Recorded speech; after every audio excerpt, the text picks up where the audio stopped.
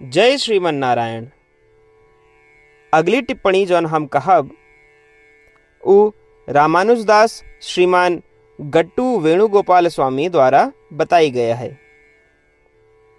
अध्याय 14 गुणत्रय विभाग योग श्लोक 12। लोभः प्रवृत्तिः आरम्भः कर्मणाम् असमः स्पृहा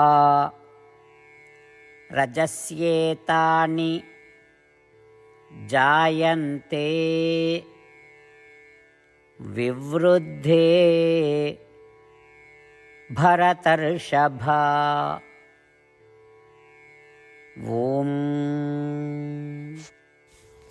गीताचार्य श्री कृष्ण परमात्मा अर्जुन सहित हम सभी का गुणत्रय विभाग योग की शिक्षा देता है। परमात्मा कहता है, अर्जुन, जब लालच, बढ़े हुए कर्म, नए उपक्रमों के निरंतर खोज, बेचैनी और संवेदी सुखों के लालसा के लक्षण उत्पन्न होते हैं तो ये जाना रजोगुण अन्य दो गुणों का दबाए के प्रबल होता है। अर्जुन, जब भी लालच प्रकट होते, चाहे आवश्यकताओं के लिए भी धन या संसाधनों का खर्च करे के अनिच्छा के रूप में होए, या जब तू पुरस्कार की उम्मीद के साथ कर्म में संलग्न होते, जब तू अपनी इंद्रियों का आराम दिए बिना लगातार नए कर्म करत है, या जब इसकी आनंद के इच्छा तोरे ऊपर हावी होते, समझा कि तोरे भीतर रजोगुण, सतोगुण और तमोगुण पे हावी है। इस प्रकार सतोगुण का आगे बढ़ावे के लिए और रजोगुण और तमोगुण दोनों का दबावे के लिए, ताकि इन तीनों गुणों से बंधा न रहे, आओ हम अपने सभी कर्मों का श्री कृष्ण परमात्मा या श्रीमन नारायण की सेवा के रूप में करी और उनके दिव्य हाथों में उपकरण के रूप में कार्य करी। श्री कृष्ण परमात्मा की शिक्षाओं पर ध्यान करते हुए आओ हम श्रीमन नारायण का प्राप्त करे के लक्ष्य के साथ अपने शरीर के उपयोग करब शुरू करी।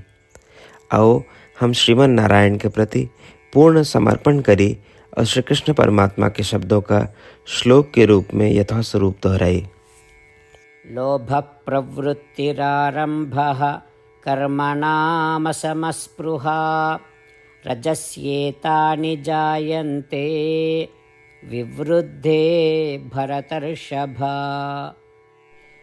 श्रीमद् भगवद गीता के पूरा निचोड़ श्री कृष्ण परमात्मा अध्याय 18 के श्लोक 65 से 70 के 8 कर्मों में रख दिए हैं। श्री कृष्ण कहन, ये 8 बात मानने वाले पे हमार स्नेह है, ये भक्तन की हम हर प्रकार से सुरक्षा करें। श्री कृष्ण परमात्मा द्वारा कही पूरी श्रीमद् भगवत सुनने के बाद अर्जुन कहन, करिष्ये वचनम तव, माने कृष्ण हम तोहरे कहे अनुसार ही करब। यह कारण कृष्ण अर्जुन पे हर तरह की विजय और सफलता के अनुकंपा करें। चला हमो परमात्मा के वचन दी कि हम भी ये 8 कर्म करब।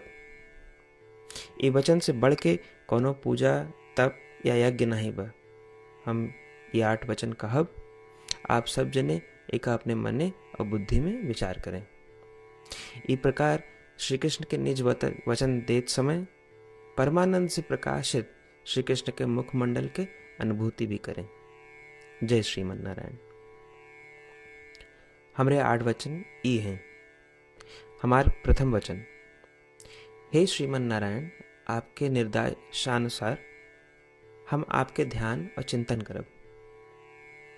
हमारा दूसर वचन, हे श्रीमन नारायण, आपके समझाए अनुसार हम सदा आपके भक्त रहब। हमारा तीसर वचन, हम अपन सारा कर्म आपके संतोष और सेवा के लिए ही करब। हमारा चौथा वचन, जैसा आप कहें, हमका पूरा विश्वास है कि हम आपके हैं और हम सदा आपका करबद्ध नमस्कार व पूजन करब। हमारा 5वां वचन, हे श्रीमन नारायण, अध्याय 18 श्लोक 66 में आपके कथन मामेकम शरणम व्रज अनुसार केवल आपकी शरणागत की बात कही बा। श्रीमन नारायण, हम केवल आप एक शरण में आए हैं। हमारा छठा वचन। हे श्रीमन नारायण, अध्याय 18 श्लोक 66 में आपे कहे माँ शुचः, मैं आपके शोक न करे के उपदेशानुसार हम शोक न करब। हमारा सातवां वचन। हे श्रीमन नारायण, आपने हमरे खातिर श्रीमद् भगवत गीता दे के हम पे बड़ी कृपा की है। हम नियम से एक श्लोक रोज सुनब या पढ़ब। हमारा आठवां वचन। हे श्रीमन नारायण, आपने सारे लोग के लिए गीता दी है। जे भक्तन गीता के बारे में नहीं जानतन, हम उन तक आपके अलौकिक बतिया पहुंचावे के प्रयत्न करब। अबहीं हम परमात्मा से अपन 8 वचन बताए। श्रीमन नारायण कया वचन देव कि हर दिन जैसा वो कहे हैं हम वैसन करब, यह एक महान पूजा है।